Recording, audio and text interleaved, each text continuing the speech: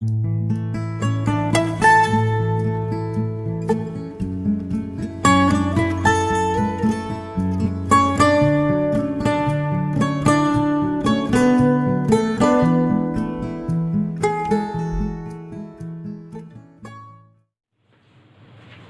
Students, आज हम discuss करेंगे शेप्स ऑफ एटॉमिक ऑर्बिटल्स को। और शेप्स ऑफ एटॉमिक ऑर्बिटल्स या ऑर्बिटल्स बहुत ही इम्पोर्टेंट टॉपिक है और इसी का हम यूज़ करते हैं केमिकल बॉन्डिंग में to explain the geometry of molecules. तो जब भी हम मॉलिक्यूल्स की ज्योमेट्री के बारे में बात करते हैं वहाँ हमें इन ऑर्बिटल्स की शेप्स को ड्रॉ करना पड़ता है और उसी की हेल्प से हम उस मॉलिक्यूल की ज्योमेट्री का पता लगा पाते हैं। तो किस तरह से हम पता लगाएंगे shapes of orbitals from different subcells. तो सबसे पहले हम बात करेंगे एस ऑर्बिटल्स के बारे में। तो शेप्स ऑफ ऑर्बिटल्स हम पता लगा सकते हैं दो तरह से। एक तो रहेगा बाई क्वांटम नंबर्स और दूसरा होता है बाई प्रोबेबिलिटी कैलकुलेशंस। तो प्रोबेबिलिटी कैलकुलेशन से भी हम ऑर्बिटल्स की शेप का पता लगा सकते हैं और जो क्वांटम नंबर्स हैं अपने उनसे भी हम ऑर्बिटल्स की शेप का पता लगा सकते हैं। तो सबसे पहले हम डिस्कस करेंगे शेप ऑफ एस ऑर्बिटल्स। तो जो एस ऑर्बिटल्स होते हैं वो कहाँ प्रेजेंट होंगे? इन एस सबसेल। तो एस ऑर्बिटल्स प्रेजेंट होंगे एस सबसेल में और एस सबसेल के लिए जो एजीम्यूथल क्वांटम नंबर एल है उसकी वैल्यू होगी 0 और जो ओरिएंटेशन होगी ऑर्बिटल्स की वो हम पता लगाएंगे by magnetic quantum number m। तो जो ओरिएंटेशन होगी ऑर्बिटल्स की वो हमें पता लगती है बाय मैग्नेटिक क्वांटम नंबर। तो इसके लिए हमें मैग्नेटिक क्वांटम नंबर को भी कैलकुलेट करना होगा और वहाँ से हम कैलकुलेट करेंगे किसी पर्टिकुलर सब सेल के लिए जो L की वैल्यू होगी उस पर्टिकुलर L की वैल्यू के लिए मैग्नेटिक क्वांटम नंबर की कितनी वैल्यूज़ होंगी और वो कौन कौन सी वैल्यूज़ होंगी। तो इसी बेस पर हम ऑर्बिटल्स की शेप का पता लगाते हैं। तो S ऑर्बिटल के लिए L की वैल्यू क्या है? 0 है। तो अब हम मैग्नेटिक क्वांटम नंबर की वैल्यूज़ कैलकुलेट करेंगे कि total values of M for L is equal to 0 कितनी आती है? 2 into 0 plus 1 is equal to 1। तो जितनी वैल्यूज़ आएंगी मैग्नेटिक क्वांटम नंबर की वही हमें बताएंगी number of orientations of electrons present in a subshell. तो यहाँ मैग्नेटिक क्वांटम नंबर की वैल्यू क्या आती है? 1 for s subshell. It means there is only one orientation, केवल एक ही ओरिएंटेशन होगी फॉर एस इलेक्ट्रॉन्स। तो एस इलेक्ट्रॉन्स के लिए जो ओरिएंटेशन होगी वो 1 होगी और वो 1 ओरिएंटेशन हमें मिलेगी उस particular single value of m से। और वो कौन कौन सी m की वैल्यू होंगी वो हमें पता लगती है -L 0 प्लस L से। तो यहाँ हम L की वैल्यू 0 पुट करेंगे, -0 0 प्लस 0 मीन्स 0। तो जो 0 वैल्यू आई है इस m की वो हमें बताती है कि जो s ऑर्बिटल्स हैं उनकी जो शेप होगी वो क्या रहेगी? Spherical. So s orbitals are spherical in shape. Spherical means sphere. तो s orbitals की शेप क्या रहेगी? स्फीयर। और ये हम प्रोबेबिलिटी कैलकुलेशन से भी पता लगा सकते हैं कि जब हम एक्स डायरेक्शन में इस पर्टिकुलर न्यूक्लियस से किसी डिस्टेंस आर पर यहाँ प्रोबेबिलिटी देखते हैं तो उस एस ऑर्बिटल की प्रोबेबिलिटी की वैल्यू वही रहेगी जो हम उस पर्टिकुलर इलेक्ट्रॉन के लिए वाई डायरेक्शन में देखेंगे, उतनी ही डिस्टेंस पर, और वो क्या है, साई स्क्वायर। उतनी ही डिस्टेंस पर हम जेड डायरेक्शन में भी उस एस इलेक्ट्रॉन की प्रोबेबिलिटी चेक करते हैं तो वहाँ पर भी हमें साई स्क्वायर ही मिलती है। It means s orbitals are spherical in shape. तो किसी भी ऑर्बिट का एस ऑर्बिटल हो, उस एस ऑर्बिटल की शेप हमेशा स्फेरिकल ही रहेगी। तो जो डिफरेंस रहेगा वो साइज और एनर्जी में आ जाएगा उन एस ऑर्बिटल्स के लिए जो होंगे डिफरेंट ऑर्बिट से। तो किस तरह से रहेगा, फर्स्ट सेल के लिए एस ऑर्बिटल ये है 1s ऑर्बिटल और ये प्रेजेंट होगा इन फर्स्ट ऑर्बिट। जो सेकेंड ऑर्बिट है उसके लिए जो s ऑर्बिटल होगा उसको रिप्रेजेंट करेंगे हम 2s से, लेकिन इस 2s ऑर्बिटल का साइज इस 1s ऑर्बिटल से बड़ा होगा। लेकिन इसमें कुछ और भी डिफरेंस हमें देखने को मिलेंगे कि जो न्यूक्लियस के अराउंड है किसी पर्टिकुलर डिस्टेंस तक उसकी प्रोबेबिलिटी होगी उस 2s इलेक्ट्रॉन को फाइंड करने की, लेकिन कुछ डिस्टेंस पर उसकी प्रोबेबिलिटी 0 रहेगी और उसके बाद इस पर्टिकुलर रीजन में भी उस 2s इलेक्ट्रॉन की कोई प्रोबेबिलिटी होगी। लेकिन इस रीजन में हमें उस 2s ऑर्बिटल के लिए जो प्रोबेबिलिटी की वैल्यू है psi square is equal to 0 and this region of space around the nucleus for 2s orbital is called node और नोडल स्फीयर। और नोडल स्फीयर या नोड वो पर्टिकुलर रीजन होगा इस 2s ऑर्बिटल में जहां पर उस 2s ऑर्बिटल के फाइंड करने की प्रोबेबिलिटी बिल्कुल 0 होगी। तो यहाँ हम देख रहे हैं कि इस 1s ऑर्बिटल से साइज बड़ा होगा इस 2s ऑर्बिटल का।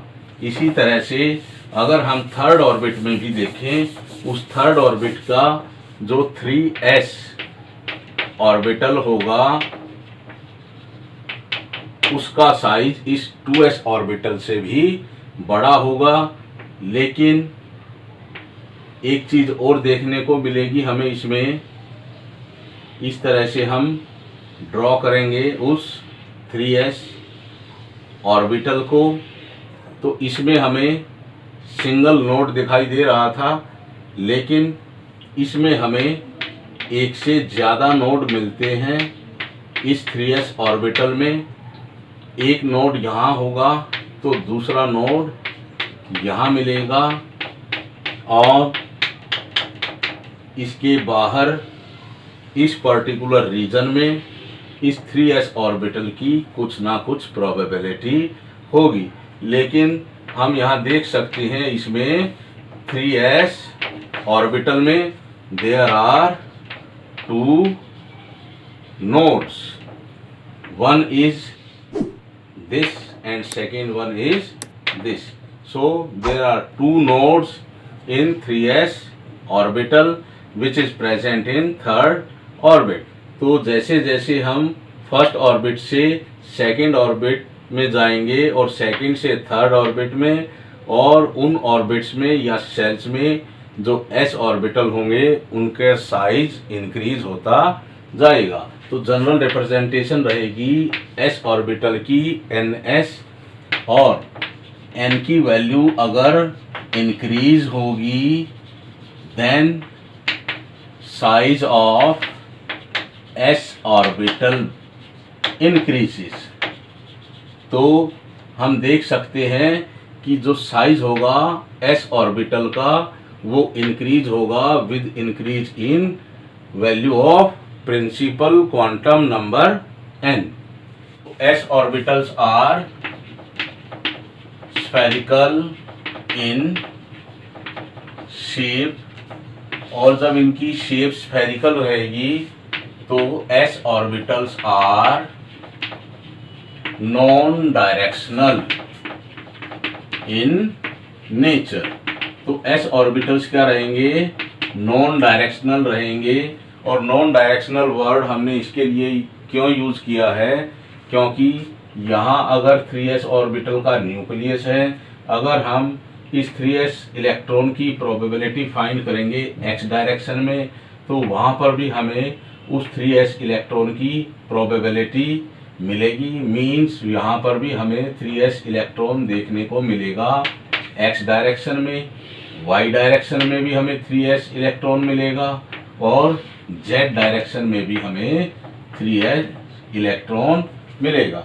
तो हम किसी भी डायरेक्शन में देखें न्यूक्लियस के अराउंड उस s इलेक्ट्रॉन को, तो हर डायरेक्शन में हमें s इलेक्ट्रॉन को फाइंड करने की प्रोबेबिलिटी मिलती है। So that is why s orbitals are called non directional in nature. अब हम डिस्कस करेंगे p ऑर्बिटल्स की शेप को, और p ऑर्बिटल्स प्रेजेंट होंगे इन p सब शेल। और p सब शेल में कितने p ऑर्बिटल्स होंगे, there are 3p orbitals in p subshell. और वही 3 ऑर्बिटल्स किस तरह से उनकी ओरिएंटेशन होगी वही हम फाइंड आउट करेंगे। और जो उनकी ओरिएंटेशन होगी उन p इलेक्ट्रॉन्स की जो p ऑर्बिटल्स में प्रेजेंट हैं, उन ओरिएंटेशंस में उन p ऑर्बिटल्स की क्या शेप रहेगी, वही शेप होगी उन p ऑर्बिटल्स की। तो इसको भी हम क्वांटम नंबर की हेल्प से एक्सप्लेन करेंगे। For p subshell, p subshell के लिए जो एजीम्यूथल क्वांटम नंबर है L, उसकी वैल्यू होगी 1। और इस 1 वैल्यू ऑफ L के लिए टोटल वैल्यूज M की कितनी होंगी, 2L plus 1, 2 into 1 plus 1 is equal to 3। तो यहाँ पर हमें M इज इक्वल टू 3 मिलता है for L is equal to 1। जब हमें M की वैल्यू 3 मिलती है इस L की वैल्यू 1 के लिए, it means there are 3 orientations of electrons in p subshell. और जो यही ओरिएंटेशन होंगी यही हमें बताएंगी शेप्स ऑफ p ऑर्बिटल्स के बारे में। तो किस तरह से शेप होगी इन p ऑर्बिटल्स की। L इज इक्वल टू 1 के लिए M इज इक्वल टू 3 मिलता है, it means there are 3 values of M, और उन्हीं 3 वैल्यूज ऑफ M के लिए हमें 3 ओरिएंटेशन मिलती हैं। कौन सी रहेंगी वो 3 values of M for L is equal to 1, -1, 0, +1। और इन्हीं 3 वैल्यूज ऑफ M से हमें पता चलता है there are 2 lobes in each p orbital. हर p ऑर्बिटल में हमें 2 लोब मिलते हैं, और लोब किस तरह की शेप होगी उसकी, इस तरह की। तो 2 लोब उस p ऑर्बिटल में किस तरह से होंगे, जैसे ये न्यूक्लियस है तो इस न्यूक्लियस के अराउंड किसी p ऑर्बिटल का लोब अगर इस डायरेक्शन में है तो उसी p ऑर्बिटल का दूसरा लोब उसके जस्ट अपोजिट होगा, और इस तरह से शेप होगी उस p ऑर्बिटल की।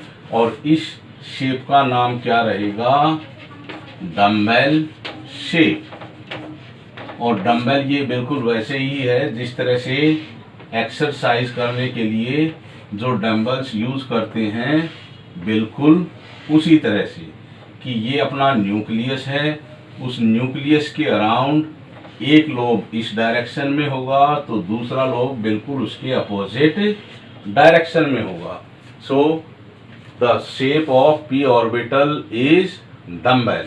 So there are 3 p orbitals. किस में रहेंगी ये 3 p orbitals? p सबशेल में, और इन 3 p orbitals के जो lobes रहेंगे are oriented और arranged, और इन 3 p orbitals के जो 6 lobes होंगे वो उनकी अरेंजमेंट होगी along x direction, y direction और z डायरेक्शन में। तो किस तरह से हमें ये मिलते हैं x, y और z डायरेक्शन में इन 3 p ऑर्बिटल्स के लोब? तो x एक्सिस पर मिलेगा हमें किसी एक p ऑर्बिटल्स के लोब, और उस ऑर्बिटल का नाम देंगे हम px। y डायरेक्शन के अलोंग भी हमें 2 लोब्स मिलते हैं किसी p ऑर्बिटल के, और उस p ऑर्बिटल का नाम होगा py। इसी तरह से z एक्सिस के अलोंग भी हमें किसी p ऑर्बिटल के 2 लोब्स मिलते हैं, और उन p ऑर्बिटल्स का नाम क्या होगा? pz। तो ये 6 लोब उस p सबसेल के न्यूक्लियस के around along the axis arrange होंगे या ओरिएंटेड होंगे। इट मीन्स उस p सबसेल में 3 p ऑर्बिटल्स होंगे, और उन 3 p ऑर्बिटल्स का नाम क्या होगा? px, py and pz। और px ऑर्बिटल के लोब्स होंगे along x axis, py orbitals के लोब होंगे अलोंग y एक्सिस, और जो pz ऑर्बिटल है उसके 2 लोब हमें मिलेंगे अलोंग z एक्सिस। इन्हीं 3 p ऑर्बिटल्स के लिए जो हमने 3 वैल्यूज कैलकुलेट की थी m की, वो क्या रहेंगी? px के लिए वैल्यू है वो रहेगी +1, py के लिए m की वैल्यू रहेगी -1, और जो pz ऑर्बिटल है उसके लिए m की वैल्यू क्या रहेगी? 0। जो हम यहाँ मैग्नेटिक क्वांटम नंबर्स की 3 वैल्यू कैलकुलेट करते हैं वो उन्हीं 3 ऑर्बिटल्स के लिए होगी जिनकी ओरिएंटेशन होगी along x axis, y axis and z axis. अब हम इन 3 p ऑर्बिटल्स को अलग अलग से रिप्रेजेंट करते हैं कि किस तरह से अरेंज होंगे उस p ऑर्बिटल के 2 लोब्स जो p ऑर्बिटल है px। तो यहाँ पर x एक्सिस के अलोंग हमें मिलेंगे px ऑर्बिटल्स के लोब, और वो 2 लोब्स एक दूसरे के अपोजिट होंगे और x एक्सिस पर हमें मिलेंगे। इसी तरह से जो py ऑर्बिटल रहेगा उसके 2 लोब्स हमें y एक्सिस के अलोंग मिलते हैं, और pz जो ऑर्बिटल होगा उसके लोब हमें मिलेंगे along z axis on axis. तो इस तरह से जो 3 p ऑर्बिटल्स हैं उनके लोब्स में हाई इलेक्ट्रॉन डेंसिटी रहेगी। अब हम यहाँ देख सकते हैं कि जो px ऑर्बिटल है वो हमें केवल x ही डायरेक्शन में मिलेगा, py ऑर्बिटल है वो हमें y एक्सिस पर ही मिलेगा, जो pz ऑर्बिटल है वो हमें z एक्सिस पर ही मिलेगा। It means p orbitals are directional in nature. और हमने वहाँ क्या देखा था कि जो s ऑर्बिटल्स हैं वो क्या हैं? नॉन डायरेक्शनल है। इस वीडियो के एंड में मैं कुछ क्वेश्चंस दूंगा तुम्हें, और उन क्वेश्चंस के आंसर आप सभी को कमेंट करने होंगे, और उन सभी स्टूडेंट्स के जो 5 स्टूडेंट्स के नाम मैं डिस्कस करूंगा अपनी नेक्स्ट वीडियो में जिनके आंसर्स ठीक मिलेंगे। तो p orbitals are directional in nature and s orbitals are directional in nature. So और जो शेप होगी मॉलिक्यूल की, शेप ऑफ मॉलिक्यूल्स डिपेंड करेगी on shape of p orbitals के ऊपर। तो जो शेप ऑफ मॉलिक्यूल्स होगी वो डिपेंड होगी on the shape of p orbitals which are use for formation of molecules. तो यहाँ एक पॉइंट और है कि यहाँ एक हमें प्लेन मिलेगा इन p ऑर्बिटल्स के दो लोब्स के बीच में अलोंग ए पर्टिकुलर एक्सिस। तो यहाँ पर जो पी वाई ऑर्बिटल हम देख रहे हैं इसमें जो ये एक्स एक्सिस है, इस एक्स एक्सिस के अलोंग हमें एक प्लेन मिलेगा और उस प्लेन में जो इलेक्ट्रॉन फाइंड करने की जो प्रोबेबिलिटी होगी, पी इलेक्ट्रॉन फाइंड करने की प्रोबेबिलिटी वो बिल्कुल 0 मिलेगी। तो ये एक्स एक्सिस पर है। तो इस पी एक्स ऑर्बिटल में हमें एक प्लेन मिलेगा अलोंग द वाई एक्सिस और वो प्लेन इन टू लोब्स के बीच में से जाएगा और उस प्लेन में इलेक्ट्रॉन फाइंड करने की प्रोबेबिलिटी बिल्कुल 0 होगी। और पीजेड ऑर्बिटल में भी हमें एक प्लेन मिलेगा इस एक्सिस के अलोंग और उस एक्सिस के अलोंग जो इलेक्ट्रॉन फाइंड करने की जो प्रोबेबिलिटी होगी वहाँ पर उस पीजेड ऑर्बिटल की प्रोबेबिलिटी बिल्कुल 0 मिलेगी। और यही जो प्लेन्स हमें दिखाई दे रहे हैं इन पी ऑर्बिटल्स में उनको हम बोलेंगे नोड या नोडल प्लेन। तो हर पी ऑर्बिटल में हमें एक प्लेन मिलेगा और उस प्लेन में उस ऑर्बिटल में एग्जिस्ट करने वाले इलेक्ट्रॉन्स की प्रोबेबिलिटी बिल्कुल 0 रहेगी और उस पर्टिकुलर प्लेन को हम बोलेंगे नोड या नोडल प्लेन। तो कोई से भी पी सबसेल के ऑर्बिटल्स होंगे तो उन पी ऑर्बिटल्स को रिप्रेजेंट करने के लिए हम शॉर्ट नोटेशन यूज करते हैं एनपी। तो NP represent the P subshell of any orbit. और उसी पी सबसेल में 3 ऑर्बिटल्स होंगे npx, npy एंड npz। तरह से 2p सबसेल में 3 ऑर्बिटल्स होंगे 2px, 2py एंड 2pz। और किसी पर्टिकुलर ऑर्बिटल की शेप हम देखते हैं जो रहेगा 2px और ये ऑर्बिटल रहेगा सेकेंड ऑर्बिट का। अगर थर्ड ऑर्बिट का 3px ऑर्बिटल होगा उसका साइज भी बड़ा होगा इस 2px ऑर्बिटल से। और इसी तरह से अगर फोर्थ ऑर्बिट का 4px ऑर्बिटल है उसका साइज इस 3px ऑर्बिटल से भी बड़ा होगा। तो यहाँ भी हम देख सकते हैं कि जो साइज है p ऑर्बिटल्स का वो इंक्रीज होगा with increase in value of n and n is the principal quantum number. So the size of p orbitals increases with increase in value of n। तो n की value के increase होने से orbitals का size भी increase होगा क्योंकि जो छोटी शेल होगी, छोटा ऑर्बिट होगा उसमें छोटे ऑर्बिटल्स प्रेजेंट होंगे और जो बड़े ऑर्बिट्स होंगे उनमें बड़े ऑर्बिटल्स प्रेजेंट होंगे। तो n की वैल्यू के इंक्रीज होने से साइज ऑफ ऑर्बिटल्स भी इंक्रीज होगा, चाहे वो s ऑर्बिटल हो, p ऑर्बिटल हो, d ऑर्बिटल हो या f ऑर्बिटल हो। स्टूडेंट्स, अब हम डिस्कस करेंगे शेप्स ऑफ डी ऑर्बिटल्स को। और डी ऑर्बिटल्स प्रेजेंट होते हैं इन डी सबशेल में। तो डी ऑर्बिटल्स कहाँ होंगे? डी सबशेल में।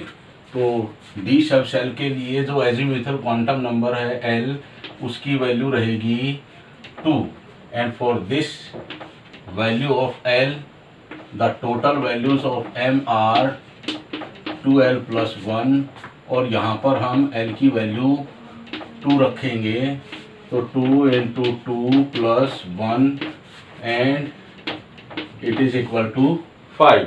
तो यहाँ l की वैल्यू 2 के लिए हमें टोटल m की वैल्यू कितनी मिलती है 5। It means there are 5 orientations of electrons present in D subshell. तो D सबशेल में जो इलेक्ट्रॉन्स होंगे उनके लिए हमें कितनी ओरिएंटेशन या कितनी अरेंजमेंट मिलती हैं 5 orientations. It means there are 5 orbitals in D subshell. तो D सबसेल में कितने ऑर्बिटल्स होंगे 5 और उन 5 ऑर्बिटल्स के लिए जो 5 वैल्यूज होंगी m की 5 values of m for 5D orbitals are क्या रहेंगी वो 5 वैल्यूज m की उन D ऑर्बिटल्स के लिए जब हम उनको पुट करेंगे L is equal to 2 in minus L 2 plus L वो क्या मिलती है हमें -2 -1 0 +1 एंड +2।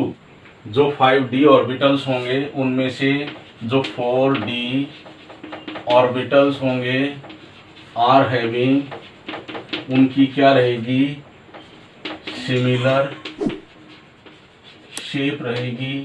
और किस तरह से होगी उनकी shape each D orbital is having 4 lobes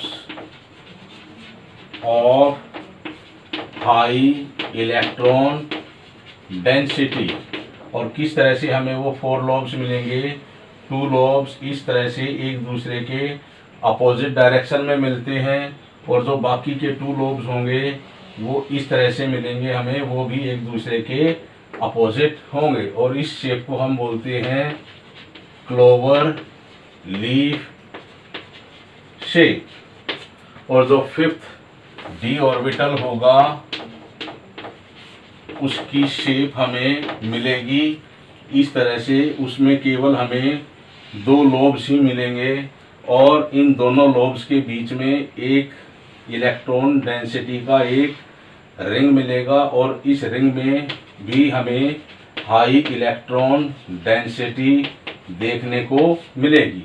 ऐसे कौन से जो 4D ऑर्बिटल्स होंगे जिनकी शेप इस तरह से होगी और जो 5th D ऑर्बिटल होगा उसकी शेप ये मिलेगी और इस शेप का क्या नाम रहेगा डोनट शेप। तो जो 5th D ऑर्बिटल होता है उसकी शेप होगी डोनट शेप। तो क्या सिंबल्स हम यूज करेंगे इन 5D ऑर्बिटल्स के लिए और हम देखेंगे कि कौन से D orbitals clover leaf shaped होंगे और कौन सा D ऑर्बिटल डोनट शेप्ड का होगा। तो वो 5D ऑर्बिटल्स कौन कौन से होंगे वो होंगे dxy, dyz, dzx, dx square minus y square and dz square. तो इन 5D ऑर्बिटल्स में जो ये 4D ऑर्बिटल्स हैं इनकी होती है क्लोवर लीफ शेप और जो 5th D ऑर्बिटल होगा उसकी होगी डोनट शेप। तो किस तरह से है ये शेप्स। तो इन 4D ऑर्बिटल्स में कितने लोब्स होंगे 4 लोब्स होंगे और वो हमें किस तरह से मिलते हैं जैसे dxy जो ऑर्बिटल रहेगा उसमें जो 4 लोब्स मिलेंगे वो कहाँ मिलेंगे in between x and y axis. तो वो हमें मिलेंगे in between x and y axis. तो ये अपने x y एक्सिस हैं, इनके बीच में इस तरह से लोब मिलेगा एक और इसके अपोजिट डायरेक्शन में भी हमें एक लोब मिलेगा। तो यहाँ पर हम देख रहे हैं x y एक्सिस के बीच में है, यहाँ पर भी x और y एक्सिस के बीच में है। इसी तरह से दो लोब्स और मिलते हैं हमें एक्स वाई एक्सिस के बीच में, और ये रहेगा अपना डी एक्स वाई ऑर्बिटल। इसी तरह से डी वाई जेड ऑर्बिटल भी होगा, और उसमें जो लोब्स मिलेंगे हमें वो मिलेंगे वाई और जेड एक्सिस के बीच में। अगर हम इनको वाई और जेड एक्सिस ले लेते हैं तो वो लोब्स हमें मिलेंगे इस तरह से। तो ये शेप किसकी है? ये है डी वाई जेड ऑर्बिटल की, और इसमें जो ऑर्बिटल्स के जो लोब्स होंगे वो कहाँ होंगे? In between Y and Z axis. तो ये शेप रहेगी डी वाई जेड ऑर्बिटल के लिए, और जो डी जेड एक्स ऑर्बिटल होगा उसके लिए भी हम इस तरह से एक्स एक्सिस ले लेते हैं, और इस तरह से हम जेड एक्सिस ले लेंगे, और इनके भी lobes between x and Z axis ही हमें मिलेंगे। तो ये जो शेप होगी ये किसके लिए रहेगी डी जेड एक्स ऑर्बिटल की, और d x square minus Y square जो ऑर्बिटल होगा उसके जो लोब्स मिलेंगे on x and y axis. तो ये थोड़ा सा डिफरेंस आ जाएगा इस D x square minus Y square orbital में इन d x y d y z and d z x orbital से। तो ये एक्स एक्सिस है, और ये अगर हम वाई एक्सिस ले लेते हैं तो दो लोब्स मिलेंगे हमें वाई डायरेक्शन पर, और दो लोब्स मिलेंगे हमें एक्स एक्सिस पर। तो इस तरह से हमने ये रिप्रेजेंट कर दिया है शेप को D x square minus Y square orbital को।